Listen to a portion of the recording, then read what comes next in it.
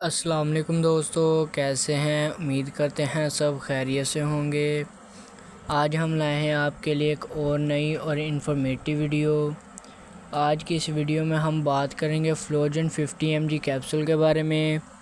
تو سب سے پہلے ہم بات کرتے ہیں اس کی فارمولیشن کی۔ تو اس کی فارمولیشن ڈکلوفینک سوڈیم ہے۔ ناظرین، یہ بروکس کمپنی کی پروڈکٹ ہے۔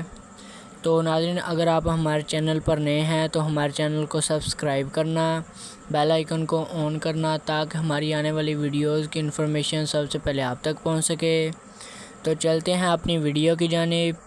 تو ناظرین، سب سے پہلے ہم بات کرتے ہیں کہ فلوجن کیپسول کا استعمال کن کنڈیشن میں کروایا جاتا ہے۔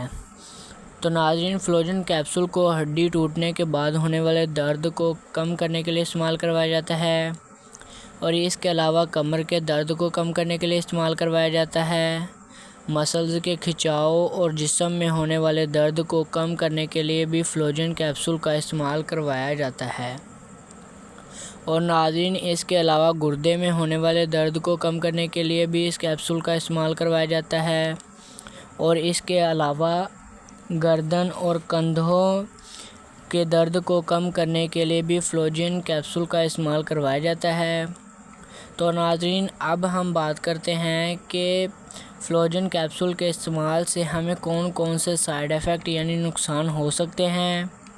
تو ان میں الٹی کی کیفیت ہونا، متلی کی کیفیت ہونا، اور اس کے علاوہ معدے کا خراب ہونا، اس کے علاوہ لوز موشن لگنا وغیرہ اس کے سائیڈ ایفیکٹ میں شامل ہے۔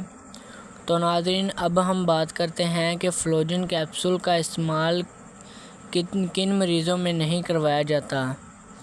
تو ناظرین، ان میں معدے کے مرض میں مبتلا مریض، اور اس کے علاوہ حاملہ خواتین، دودھ پلانے والی خواتین شامل ہیں۔ اور ناظرین، اب ہم بات کرتے ہیں کہ فلوجن کیپسول کی کتنی مقدار ہم ایک دن میں استعمال کر سکتے ہیں۔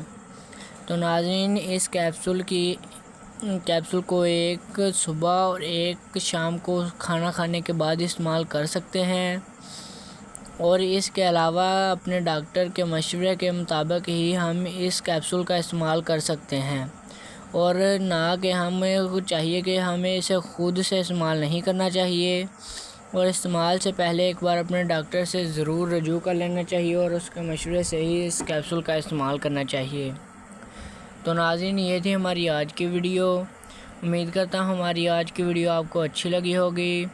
تو ناظرین، ملیں گے ایسی ہی نئی اور انفارمیٹیو ویڈیو کے ساتھ۔ تب تک کے لیے اپنا اور اپنے پیاروں کا خیال رکھیے گا۔ اللہ حافظ۔